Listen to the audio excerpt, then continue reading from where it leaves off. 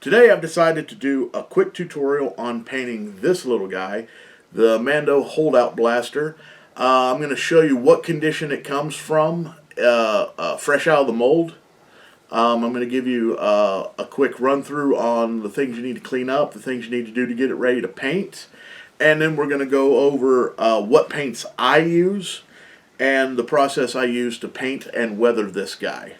So I hope you enjoy it. I hope you find it informative, and on top of everything else, I hope you have fun.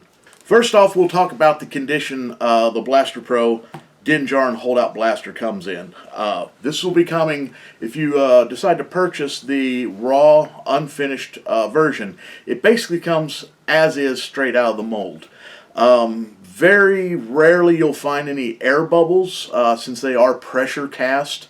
And a lot of care is taken to eliminate air bubbles. Sometimes some may creep in, but usually they're very minimal, easy to fix, or even can be incorporated into your weathering and they will look totally fine. The blaster is cast in this, like this. It's poured in from the top, so there will be flashing at the barrel end. So that'll have to be sanded down, and then the barrel will have to be drilled out. Once it's removed from the mold, it's removed. The cut in the mold comes along here and down and around the bottom of the grip.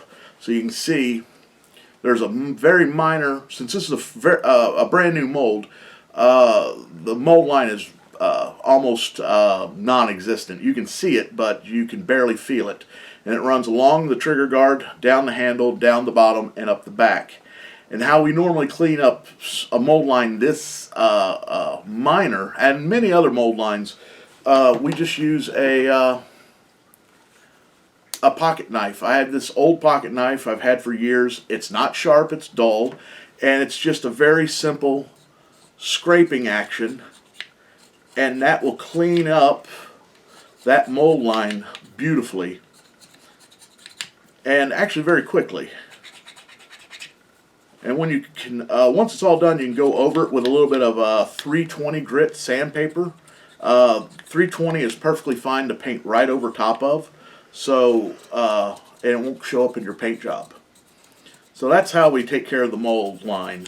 And it's like that. This one, since like I said, this is a fairly fresh new mold. That line cleans up and we won't be able to see that at all in the final paint job. Next thing we're going to do is we're going to take care of this flashing on the end of the barrel and drill out the barrel.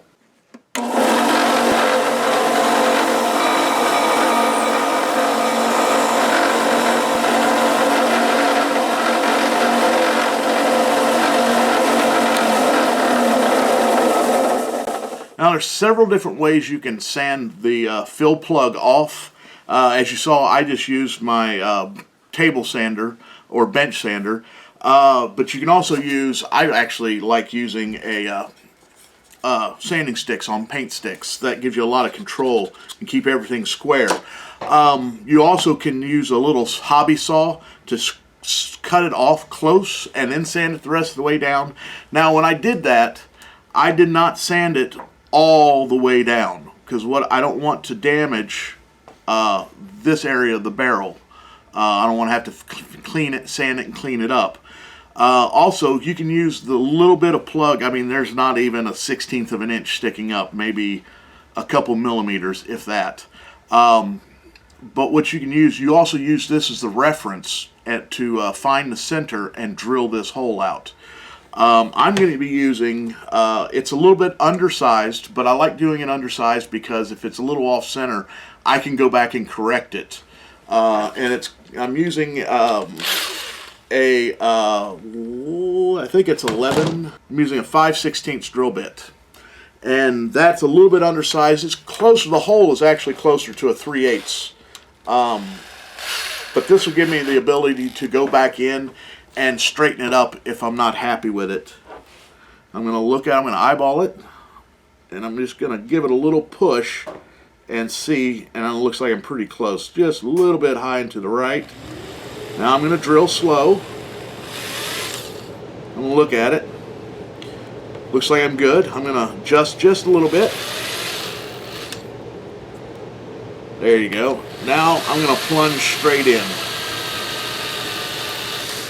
Now you don't have to go very deep, whatever you're happy with, but I only go maybe a little over 1/4 of an inch.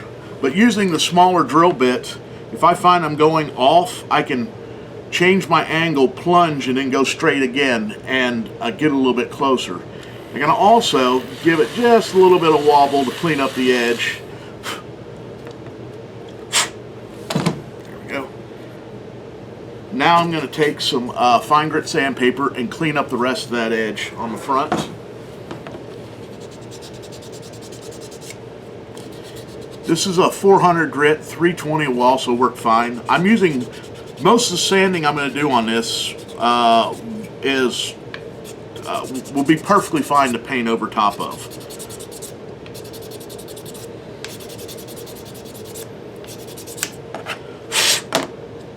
Alright, there we go. Now we're ready to move on to painting. Now we're ready to move on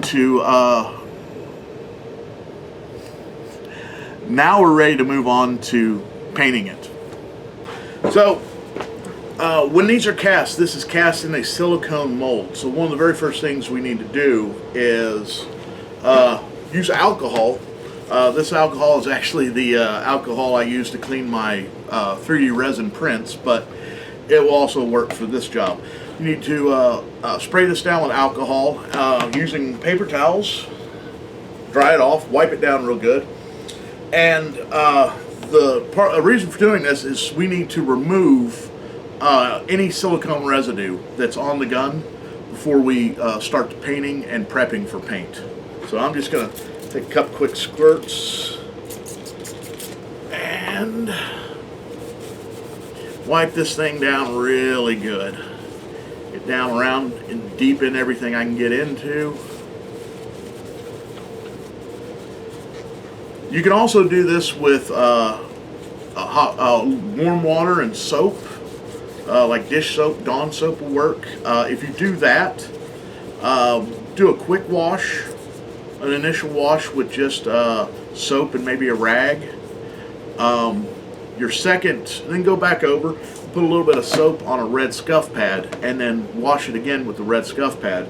And you'll be doing two things there. You'll be doing a second wash, and you'll be prepping the surface for paint.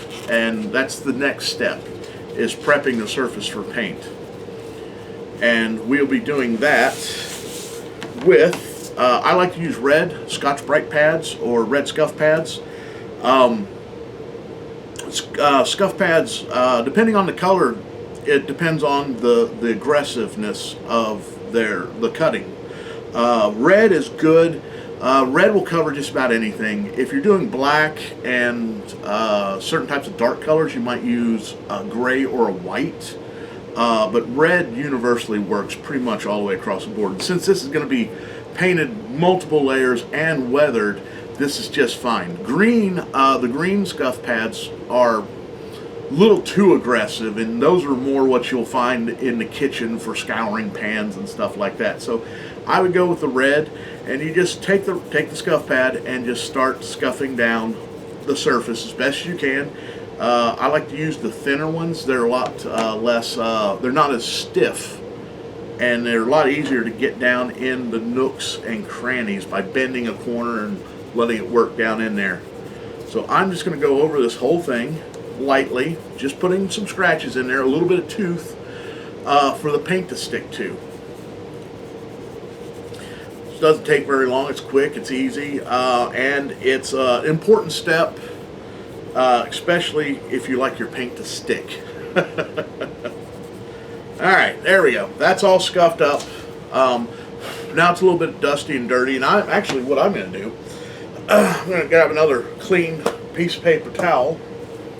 This time I'm just going to fold it up and put a little bit of lacquer thinner, or not lacquer thinner, but a little bit of rubbing alcohol on it, and wipe this thing down one more time. I just want to get it clean, get the dust off, and maybe any oil or anything like that that may have been on my hand. I want to go ahead and take care of that too. So there we go. Now I'm going to sit that right off to the side there. Let that alcohol dry off. Now, This is going to get base coated in, and I'm not going to prime this. The reason why I'm not going to prime it is this paint here, it already says I don't really buy into the Paint Plus primer, but what I do buy into is this stuff is thick, and it covers really good, and it has good plastic adhesion. It likes to stick to plastic and then add on top the scuffing I just did. This works really good without priming. It's thick enough to cover up any inconsistencies and the sanding scratches that are on the gun now. And this is it's not quite like a chrome type silver. It's close to it, and the lid actually is a chrome silver lid. This stuff is great. I love using it. It has a couple things I like. It covers fast. It's somewhat durable, and it dries fast. So after you spray this, I usually put about 2 coats on, one light coat and then 1 medium coat for full coverage. I try not to put too much material on there. The more material you put on, the longer it will take to dry. I like to get really good coverage, but I also like to not overdo it. So I do about 2 coats, 1 light coat and then 1 medium coat, and I give it about 5 or 10 minutes between the coats. You kind of want to let most paints flash out, meaning let a lot of the solvents out as quickly as you can. Well, give them time to let the solvents out, so that will actually speed up the overall drying process, because the solvents aren't now going through 2 or 3 layers of paint if you let a lot of it out earlier. So I give it about 5 minutes, between 5 to 10 minutes, depending on the humidity and whatnot. And I'm also going to put a fan on it, so that also will accelerate the flashing process before the second coat. So this will be the first coat. Then, after the first coat, we're going to go in and we're going to do some latex masking. And the latex masking is going to be creating the chipped away and peeled away and scratched away paint. And to do that, I'm using a Monster latex. This stuff's fairly expensive. You can, I think this is a pint. I think a pint is it's less than $20, and this will last. These usually last me a couple years. And I'm going to apply that with a bamboo kebab skewer. That's all that is. I got a big bag of these. These are handy to have around and use for a lot of different things, but it's also great to dip in your latex and then put on your masking. Then our main gun color will be this Rust-Oleum camouflage. Basically, it's OD green. This is also a good paint. I really like this stuff. It covers fast, dries fast, just like the other here. These two go in concert. They work very well together. I've painted many models, tanks, and all kinds of blasters using these two paints in combination. They don't react against each other, and they work really good. Then, once that is dry, there's also going to be probably 2 coats of this. Then we're going to go into some cheap acrylic paints. I like these paints. They're 50 cents a piece. Usually I can find a lot of different colors that I like. And I like them because they're fairly inexpensive, but they do a pretty good job. This is going to be used to brush on this bottom cap is green. If I'm going to be, you'll see in the photos and what we're doing, that this little cap down here is green. Now this is going to look very bright when I put it on, but don't worry, because we're going to be doing a black wash, and we're also going to be doing a burnt umber wash. And those 2 washes will darken the gun, darken all the parts, and add a little bit of grit and grime to it. So I'm going to get set up, and we're going to go ahead and put the first coat of silver on.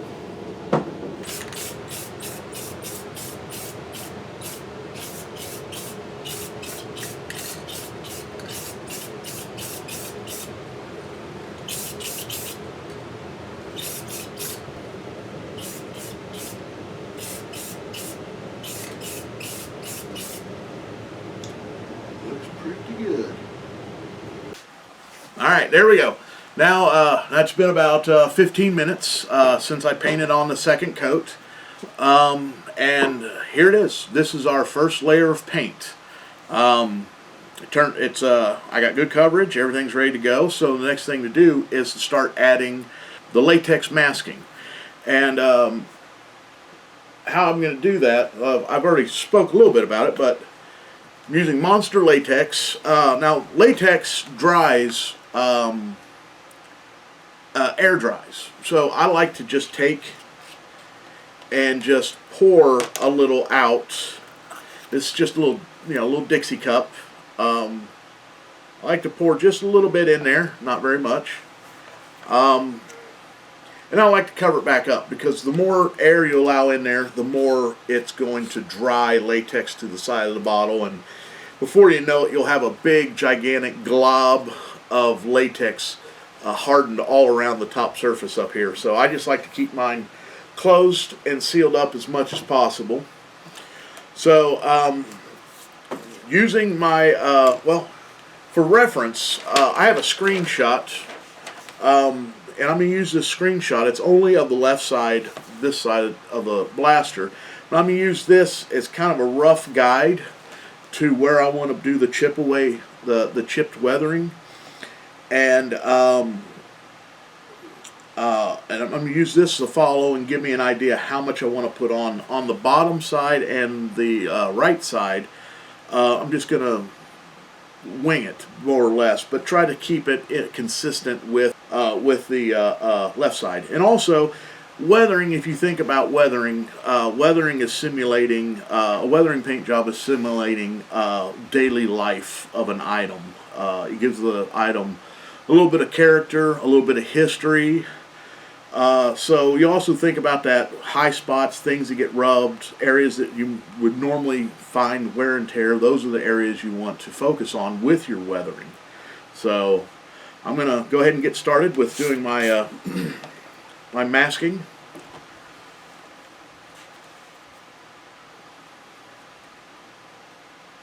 And with this bamboo skewer, I can use this end for larger areas, and for precision types weathering, I can use the pointy end. So what I'm going to do with the pointy end is I'm just going to dab it across the top of these grip ridges, masking those areas, so when we do our screen, we can come back over and remove this masking. Now this rivet item here, it looks like it's almost completely chipped off. So I'm going to cover that pretty heavily. Now I'm putting some scratches, just lightly doing this motion, and that makes it appear more like a scratch. In other places I've noticed it looks like it's just like a hunk of paint just flaked off instead of got scratched. Maybe it was hit directly and the paint flexed and popped off right there. So that's what we're going to do there. Right along this edge, I'm going to add a little bit of a scratching. Now this is also going to need, once we get this done, I might do this one side and then let it dry and then do the other side. Sometimes that's the best way to do it, and so you don't mess up your masking. This is going to take probably, once again, depending on the heat, the temperature and the humidity, it could take 5 to 10, maybe 15 minutes to dry.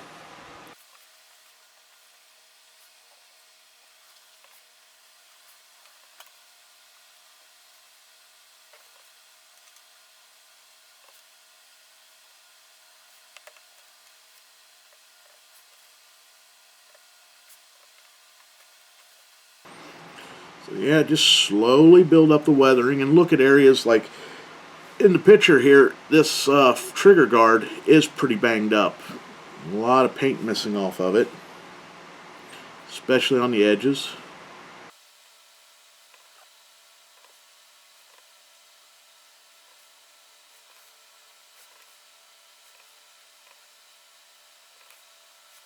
Remember, take your time. This is something you don't need to rush. It actually, if you take your time, sometimes it turns out, well, if you rush, you might end up putting too much on, and then it'll just look like a big drip. You don't really want that. You want it to have a little bit of character and a little bit of a you want it to look as natural as possible. It's really what you want to do. And this is one thing that you just, over time, you just get better and better at. And it makes one of my favorite effects. This is one of my favorite techniques, masking slash weathering techniques. It adds a lot of depth to the paint job, which I really like. One of my favorite examples of a paint job like this is Boba Fett's helmet. His helmet has a lot of layered paintwork done on it, which I love. It looks great. It's one of my favorites. Matter of fact, I taught myself this technique painting a Boba helmet. So I really do like this paint job, this way of painting. I'm adding a lot of extra on the bottom because I'm in my head this little area, this might be a magazine or something that gets pulled out, thrown around a lot, and plus it's the bottom of the blaster, so it might get bumped and rubbed a lot more. In the pictures here, it looks like there's a lot of chipping between the where it goes onto the blaster here, between the two pieces where they meet. So it kind of looks like it's being removed and put back in place. So I'm going to give this a little bit extra weathering. Plus we don't have a reference. And alright, now I'm going to hang this up.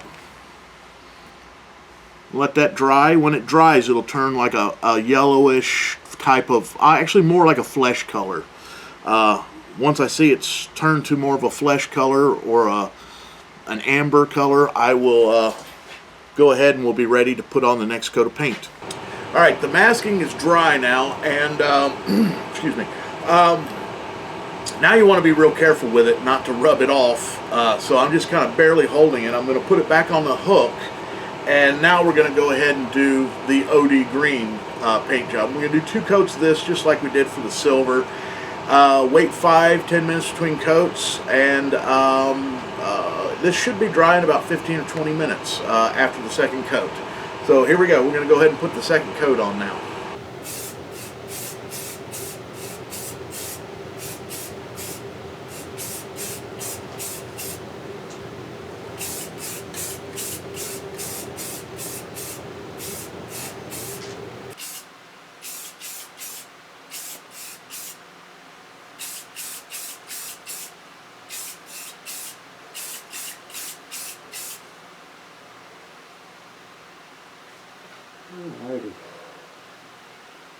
Alright, now the OD green's all done. It's all been dry. It's been, what, about 15-20 minutes. We're going to paint this bottom cap. And this bottom cap is kind of a bright green. And I'm going to do this as delicately as possible without disturbing the weathering or the masking we put down for the chipped weathering that we put down right after the silver. So I'm going to use a little bit of this it's called New Shamrock. It's acrylic paint. I'm going to use a little bit of this to paint the bottom, and I'm actually going to put it on fairly wet. Then the reason why is I don't want to use a brush with less paint to create more that might cause friction that might pull up the masking. So I'm going to do this fairly wet. I'm going to paint the bottom first.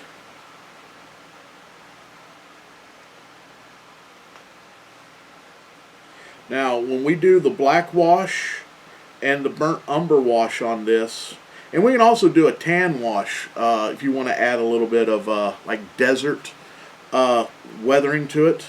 You can also when you do your washes though, you start from the. I normally start from dark to light, just basically because your darker colors may cover up your lighter colors. And you'd want to see those, especially if you're trying to do like a sand or a dusty type desert weathering. I'm going to gently paint this going right up to the line, still being careful not to disturb the masking underneath. These acrylics will dry fairly quickly, so as you can see, even though I was very delicate in handling it, right there you can see some of the masking has already come off, and you can see the silver showing from below. So I'm going to hang this back up in front of the fan and let this dry for a little bit. Alright, now the green's all dry. Before we do anything else, we're going to paint this ring right here.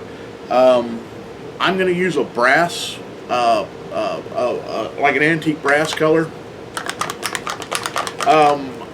This is a special mix I made, but you can use, I would recommend using something like Tester's model paint. That's something that's really readily available, and just find a brass color. With this, I'm not 100% sure from the photos. I'm going to try brass this time, but the next time I'm going to try a copper, more of an antique copper look, and see which one looks the best. But this time I'm going to use brass, and you're free to change whether you use brass or use an antique copper also. I'm not 100% sure what with this one photo, you can't really tell 100% what that is. But I'm not going to do it as a wet paint job. I'm going to do it more as a dry brushing, because I don't want it to be very bright. It's still going to be a little brighter than I want, but the black wash is going to draw it down. So I'm going to take a piece of paper towel. Use this paper towel to get rid of most of the paint in the on the brush.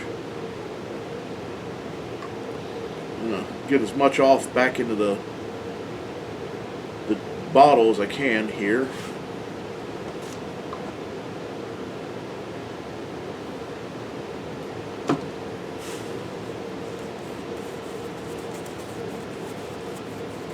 Now what I'm doing here is trying to remove as much paint as I can. It's still going to transfer paint to the blaster, but it's not going to be all that dramatic or I'm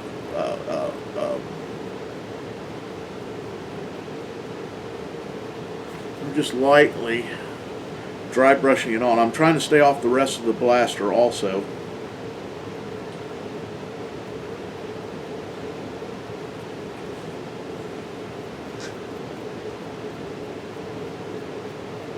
And I'm going in this motion here, and the reason why I'm doing that is it looks like there's tooling marks on this part, and my brush strokes can simulate the tooling marks by just going in one direction. I'm just lightly doing this, trying to keep it, trying not to get it on anything else, just the ring.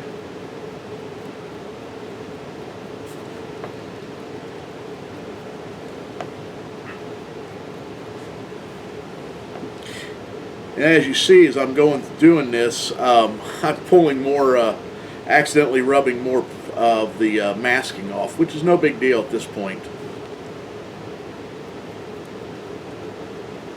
But just keep going over it until I get the color I want. And I'm just slowly building it up.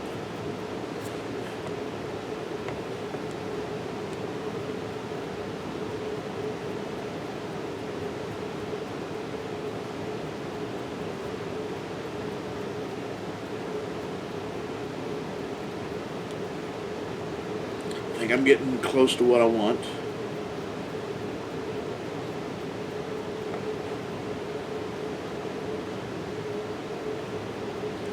Alright. There we go. See how we got that brass ring on there now. Actually, I'm going to do a little bit more right here.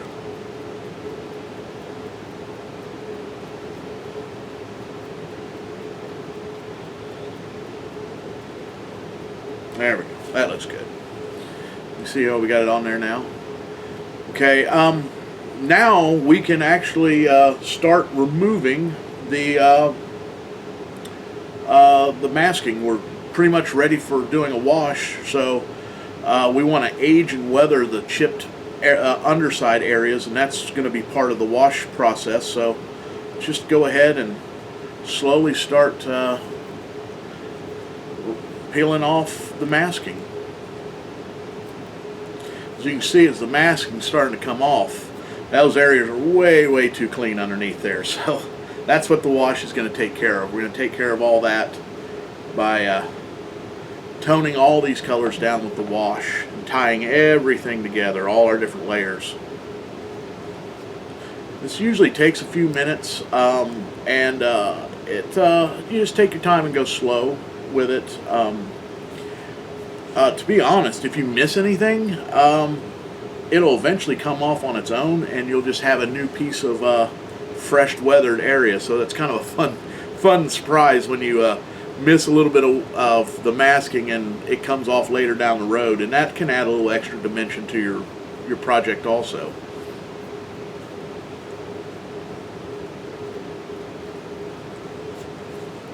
So there's that really beat up bottom I wanted to have on this one.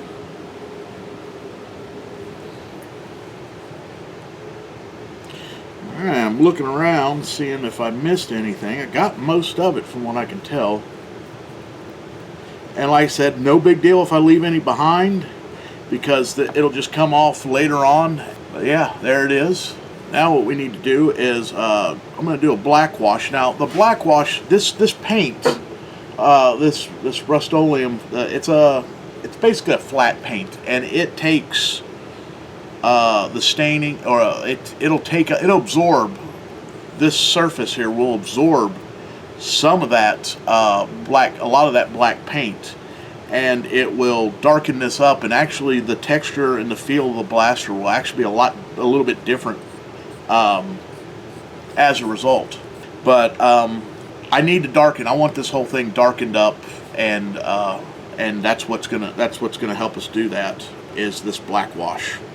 Now I'm going to use, like I said, just like before, I'm going to use the same acrylic that I used before, or not the same acrylic, a different color, black, but it is just a inexpensive acrylic paint. You can get these at hobby stores. They're handy. They're really handy, cheap, inexpensive, and they do a decent job. I just cut down a little Dixie cup here, and I'm going to put some paint in there.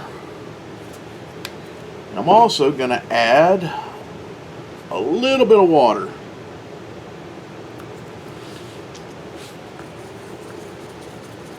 Mix all that up. Now, so I don't make a mess, I'm going to put down an old towel, an old shop towel. And I have another towel. I don't normally use paper towel for washes, because sometimes when you're doing some dabbing work, the paper towel will leave behind that textured pattern that paper towel has, and sometimes it doesn't look right. This old towel here, it won't do that. It'll leave a little bit more of a type of pattern I want to have. So here we go. I'm just really just going to take one side at a time, and I'm just going to slather this thing up.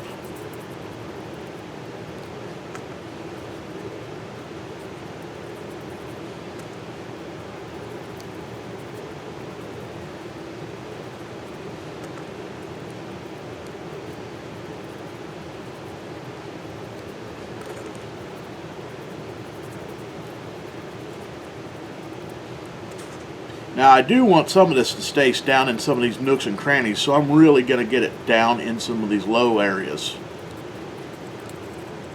These places that are hard to reach, hard to clean out.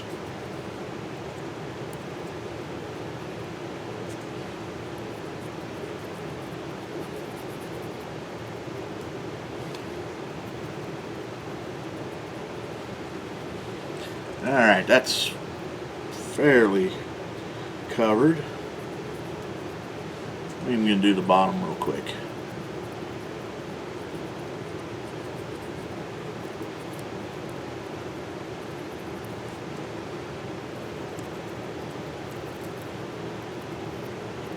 Alright. Okay, now I'm going to start dabbing it off, or wiping it down. Not really dabbing it, I'm going to wipe it down and wipe it off.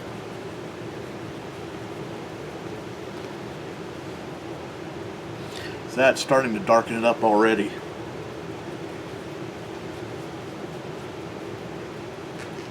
I'm dabbing it off. I'm just going to keep dabbing it down. And I'll look and find areas where I want to work on them a little bit more, or get it a little bit cleaner. And in areas I don't want to be too over aggressive, because I'd like it to stay down in these cracks and behind the trigger guard and stuff like that.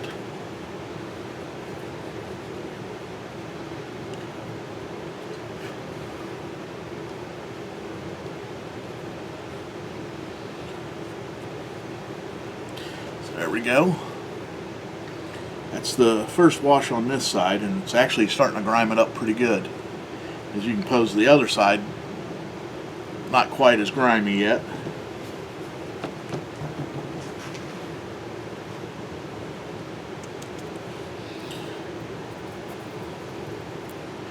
We'll go over this side real quick. Same way as I did the other. Okay. Now, just like before, I'm just going to start pulling it back off.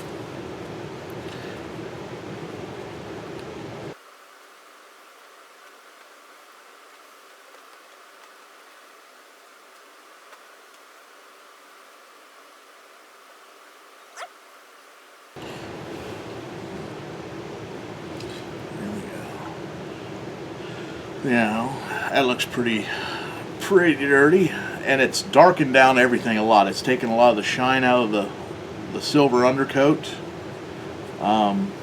It's added another layer of paint, another layer of detail. We're going to clean this off, get a little bit more out of here.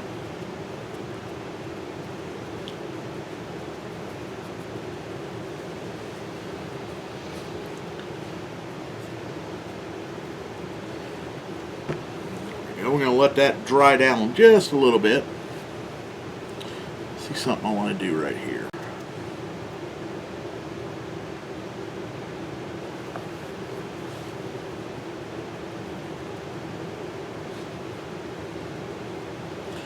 There we go. I like the way that looks.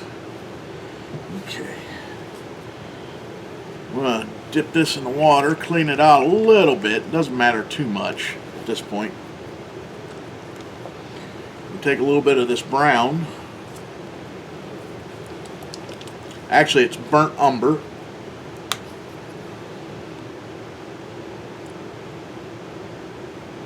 Okay.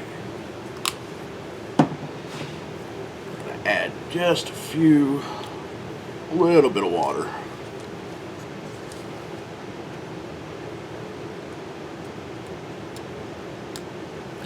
Not as much in this one. So I want this to be a little bit thicker.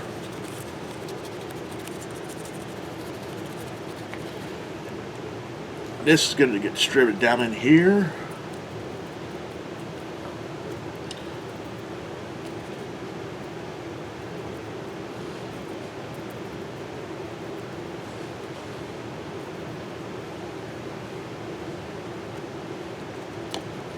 I'm adding a little bit of black to it and on a few spots too, to kind of darken it up a little bit. This I'm just going for certain areas. I want a little bit of a not as much coverage with this as I did with the others. I'm just hitting these deeper areas where maybe a little more dirt and grime might hide and live. Okay, I'm going to dab that off.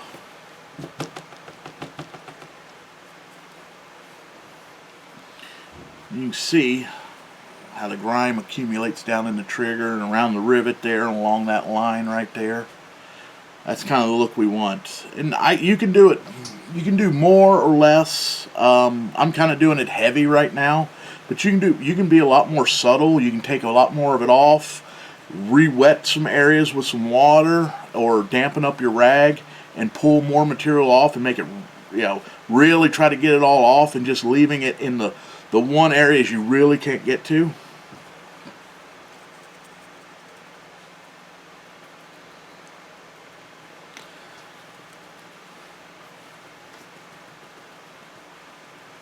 There we go. That's really good. I like that. Alright. We're getting close to the end. The last thing I like to do is take a little bit of silver and now that we've dulled down a lot of this stuff, we've dulled down a lot of the weathering and the text, the paint. There should be some areas of a little more fresh weathering, like high traffic areas. Areas like the edges of the trigger, around the end of the muzzle. Those areas are going to get a lot more wear, and they'll have newer wear. So we got old wear. We've covered up and weathered down most of these chipped points, and let's add some fresher weathering, something that's areas where you're going to get more rubbing action and keeping those areas more polished. So we can brighten up a few spots. I'm using the same silver we used for the base. I'm going to spray a little in this cup. Doesn't take a lot. Just like so. And we're going to do a dry brush just like we did the brass.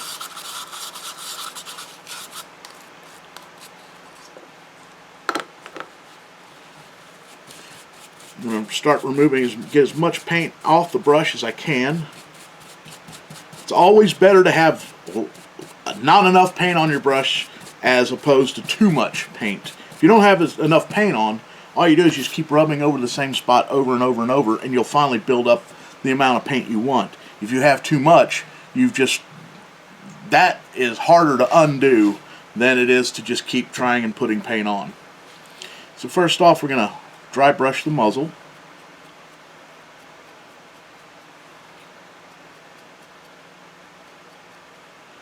Just like so. And I'm also going to get the very tip of the sight there. I'm going to get the edges and maybe a little bit on the front edge up underneath there, and this edge here of the trigger. And then I am actually going to do this top rib right here also on the cocking mechanism. Nothing major, just maybe all the way through on the end here, and just do the edge. There we go. And maybe that bottom edge, even though it's got chip paint there too, doesn't mean it can't be worn down. I'm going to do this edge right here, worn down from holding. Do the same thing right here. There we go. We'll do the bottom.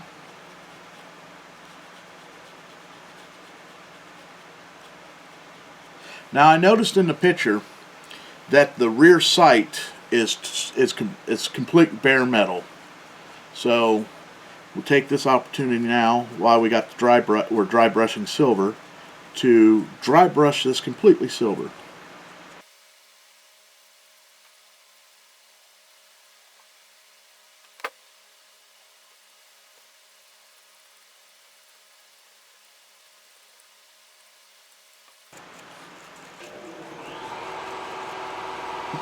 A little more paint.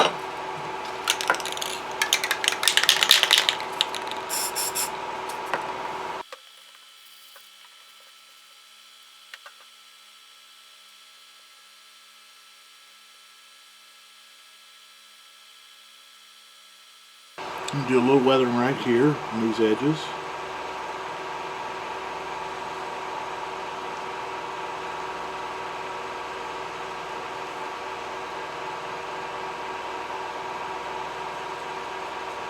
Alright. Okay. Let me see if I can do a little bit right here. See, I did a little too much, and I don't like the way it looked, so I'm gonna just draw it back down with a little bit of dirt.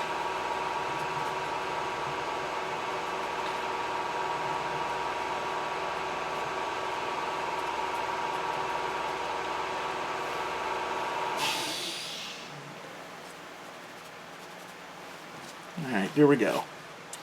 Now, this is pretty much done. This is pretty much at the end. We can do some more weathering. We can add some more layers for, like I said, sand weathering or stuff like that. But I'm going to, ooh, look at that little spot I missed right there. So now you have a nice fresh chip as opposed to some of these older chips. So yeah, I like that. So anyway,